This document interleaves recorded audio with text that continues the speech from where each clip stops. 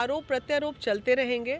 अगर हम चरित्रहीन होते ना तो 30 साल से एक ही शहर में बैठ के काम नहीं कर रहे होते। भगवान मुंह दे दिया है, फटर फटर करते रहो, चरित्र तो है नहीं तुम्हारे पास। कभी मनीष कश्यप की माँ को गाली बकते हो, कभी हमको गाली, तो लाइसेंसी पिस्टल लेके चल रहे हैं। हमको क्या, जिस दिन अटैक होगा उस दिन चला देंगे हम भी ढाई से।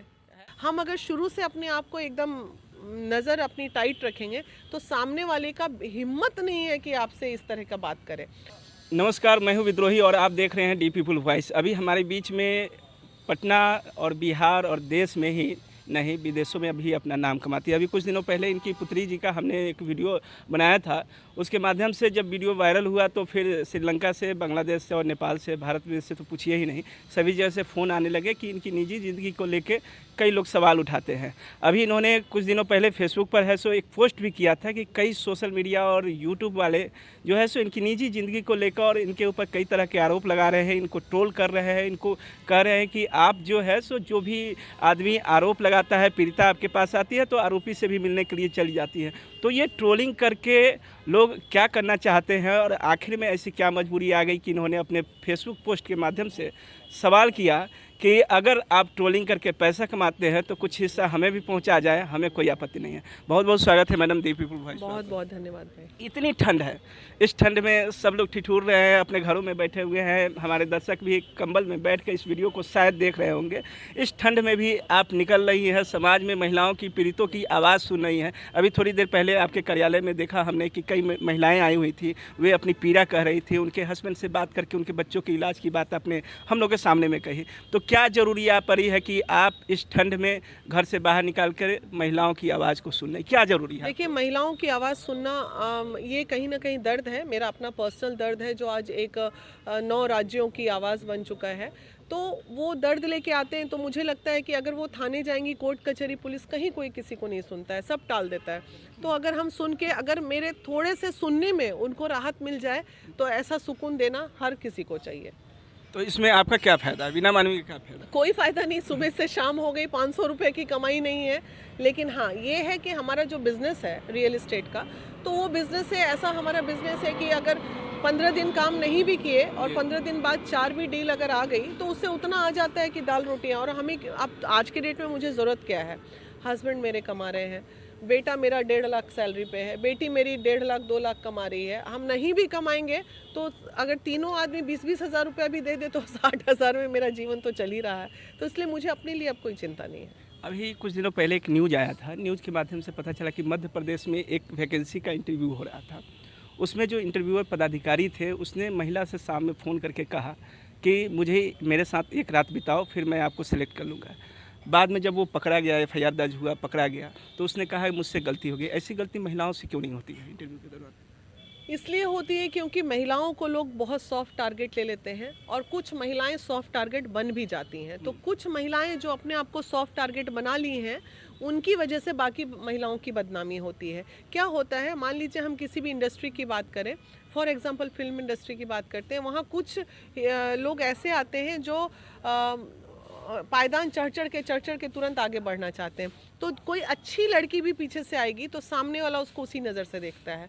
तो इसमें भी कहीं ना कहीं महिलाओं की ही गलती है। हम अगर शुरू से अपने आप को एकदम नज़र अपनी टाइट रखेंगे तो सामने वाले का हिम्मत नहीं है कि आपसे इस तरह का बात करे। वो कहीं ना कहीं आप लूज़ होती हैं तभी सामने वाला आप पे अटैक करता है। अगर हम अपने आप में टाइट हैं तो किसी का, इतना दुनिया थोड़ी ख़राब है। वो एक ऑफिसर है, वो ऑफिसर को ये पता होगा कि इस महिला से ये बात मैं बोलूँ या ना बोलूँ। और कई जगह तो झूठे केसेस भी होते हैं। एक सवाल आपने कहा कि महिलाएं अगर नहीं चाहें, लेकिन पीठ पीछे कई बार इस तरह की बातें होती है। जैसे अगर कोई पुरुष तरक्की करने लगे तो लोग कहते हैं कहीं ना कहीं वो गलत काम कर रहा होगा, शराब बेच रहा होगा या किसी तरीके से उसने तुरंत में अपनी तरक्की कर ली। उसी तरह से जब महिलाएं तरक्की करती हैं, पॉपुलर होती है, कहीं ना कहीं आप भी पॉपुलर हो रही है, लोग आपको जान रहे हैं, तो लोग कहता है ये महिला चरित्रहीन है, उसके काम को न देख के। इस पर क्या कहना चाहिए समाज को? नहीं, वो देखिए, आरोप प्रत्यारोप चलते रहेंगे। अगर हम चरित्रहीन होते ना तो 30 साल से एक ही शहर में बैठ के काम नहीं कर रहे होते। चरित्रहीन महिलाएं कितनी आती हैं, 4 दिन की चांदनी और फिर उनकी अंधेरी रात हो जाती है। तो चरित्रहीन का तो सवाल ही पैदा नहीं होता है। और आरोप प्रत्यारोप, क्योंकि बहुत इजी है किसी भी महिला को चरित्रहीन बोल देना, और चरित्रहीन बोलने से कुछ होता नहीं है बेसिकली। इतना लोग इतने दिन से मुझे गालियां बकते आ रहा है, लेकिन हम तो भगवान आप लोगों का प्यार है कि हम और ऊपर ही जा रहे हैं, कहाँ कुछ होता है। लेकिन जो चरित्रहीन महिलाएं सच में होती हैं तो वो इस तरह खुलेआम चलती थोड़ी हैं, वो तो छुप के ही बैठी हुई हैं आज भी समाज में कहीं। कई बार लोग कहता है कि पीड़िताएं आती हैं, अपनी पीड़ा आपके सामने सुनाती है और बताती है कि हमारे साथ ऐसा हुआ ऐसा हुआ। तो इसमें आप आरोपी से मिलने के लिए क्यों जाती हैं, उनकी बात को क्यों सुनती हैं? सीधा सीधी कई लोग कहते हैं कि अगर एक पक्ष आपने समझा पीड़ित है तो उसको न्याय दिलाने के लिए समूह के सामने कैमरे के साथ जाना चाहिए। आप पीड़ित और आरोपी दोनों पक्ष की बात को सुनती है, तो दूसरे पक्ष की बात सुनना क्यों जरूरी है? ये देखिए, मीडिया तो नहीं कर सकते ये बिल्कुल। आप अगर किसी की शिकायत लेके हमारे पास आ रहे हैं तो हम आपकी 100% बात सही हो इस पे हम विश्वास नहीं कर सकते। जी। हमें एकदम दूसरे पक्ष को जानना चाहिए, क्योंकि कई ऐसे केसेस आए हैं जिसमें आरोपी जो है बिल्कुल कोई आरोपी नहीं होता है और लोग फंसाते हुए नजर आए हैं लोगों को। तो ऐसे केसेस में अभी जो हमारा पूरा पिछले 4 साल का जो रिकॉर्ड है, 12-13 लड़कों को झूठे रेप केस के मामले में जेल से निकाले। तो क्या वो बच्चे सही में रेपिस्ट थे? नहीं, वो लिविंग रिलेशनशिप में रहे और लड़कियों ने केस कर दिया 376 तो भूंजा की तरह आजकल लड़कियां लगा रही हैं। और रेप मतलब रेप होता है, रेपिस्ट को फांसी की सज़ा मिलनी चाहिए, लेकिन लिविंग रिलेशनशिप में रहने वाली लड़कियों जो रेप करती हैं वो बिल्कुल रेप नहीं है। वहाँ कहीं कानून का दुरुपयोग हो रहा हाँ है। बिल्कुल हो रहा है। तो वैसे केसेस में तो भाई बचाएंगे ही लड़कों को, और एकदम बचाना चाहिए। मोहब्बत तुमने भी किया, उसने भी किया, सहमति से जो हुआ सो कंजुगल रिलेशन हुआ, उसके बाद केस किस बात का भाई? जी। सोशल मीडिया और यूट्यूब के लोग कह रहे हैं कि आप जो है सो पैसा छापने का काम कर रही हैं, बहुत पैसा कमा रही हैं, आपको लगातार ट्रोल किया जा रहा है। तो क्या लगता है ये लोग ट्रोल करने के पीछे इनकी मंशा क्या होगी और क्या संदेश देना चाहेंगे उन देखिए, यूट्यूब जो लोग मेरे बाइट नहीं ले पाते हैं और जो भी मेरे बाइट ले लेते हैं वो नहीं चलाते हैं, ठीक है।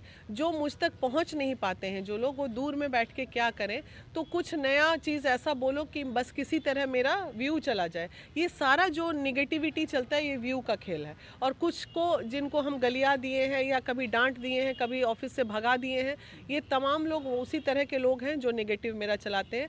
अदरवाइज मुझे जो पर्सनली जानता है वो कभी मेरा नेगेटिव चला ही नहीं सकता। उसको पता है कि ये महिला बहुत निस्वार्थ भाव से काम करती है। अभी गौतम जी एक हैं, वो बहुत भड़बड़ बोल रहे हैं, उसके पूरे वीडियो में अगर एक बात की भी सच्चाई होगी, वो कह रहा है कि हम 5 तारीख को फ्लाइट से पवन जी के बर्थडे में चले गए, वो कह रहा है कि एक कौन तो आदर्श हॉस्पिटल है मीठापुर में, वहाँ से हम डील कर लिए। अगर वो इस बात को साबित कर ले, हमको तो पता भी नहीं कि किस हॉस्पिटल की वो बात कर रहा है, अगर वो साबित कर दे तो उसका जूता भी मैं खा लूँ, और नहीं तो उसको फिर मैं जाके 4 जूता मारूँ। साबित करना नहीं, बस भगवान मुंह दे दिया है, फटर फटर करते रहो। चरित्र तो है नहीं तुम्हारे पास। कभी मनीष कश्यप की माँ को गाली बकते हो, कभी हमको गाली बकते हो, महिलाओं को गाली बक बक के पैसे कमाओ, यही तुम्हारा कैरेक्टर है। कहा जाता है कि जिन्हें अपने चरित्र की चिंता नहीं होती है वो दूसरों के चरित्र पर सवाल उठाते हैं। बीना मानवी जी महिला और पुरुषों के बीच में जो अत्याचार और कहीं ना कहीं द्वंद्व फंसता है उस पर अपनी बात उठाती है, राय रखती है और काउंसलिंग करके उनको सुलझाने का प्रयास करती है। कई बार इस प्रयास में असफलता भी हाथ लगती है। कई बार जो पीड़ित पक्ष होता है उसकी बात को सुनकर उसको न्याय दिलाने का भी काम करती है। तो इसमें एक पक्ष जो आरोपी होता है, जो जिसका साबित हो जाता है कि उसने कुछ गलत किया है, उसे माफ़ी मांगनी पड़ती है। और वो माफ़ी मांगने का जो दंश है, जो उसका ईगो हर्ट, उसका पुरुषत्व या पितृसत्तात्मक जो समाज का एक ये कहें व्यवहार कहें, उसका कहीं ना कहीं खामियाजा बीना मानवी जी को भुगतना पड़ रहा। आज ये वायरल है और लोगों को लगता है कि या तो इनकी बड़ाई करें या फिर जाके इनकी बुराई करें, इनको ट्रोल करें और हमारा व्यूज का खेती अच्छा होगा जिससे हमें कमाई होगी।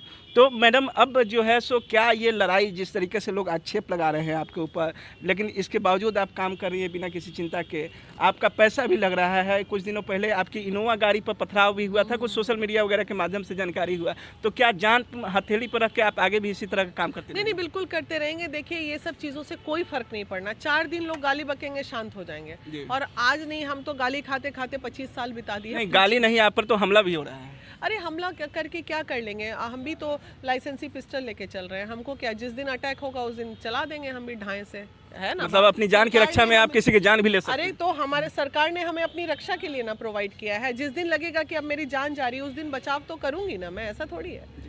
तो इस तरीके से आपने देखा कि महिला विकास मंच की राष्ट्रीय संरक्षिका बीना मानवी जी हम लोग के बीच में उपलब्ध थी और जो तमाम आप दर्शकों के सवाल थे उन सारे सवालों का जवाब इन्होंने बड़ी प्रखरता के साथ दिया। इसी तरह के वीडियोज़ के लिए, न्यूज़ के लिए हमारे साथ जुड़े रहे, देखते रहें डी पीपल वॉइस। अगर यह खबर यूट्यूब पर देख रहे हैं तो चैनल को सब्सक्राइब करें और फेसबुक पर देख रहे हैं तो पेज को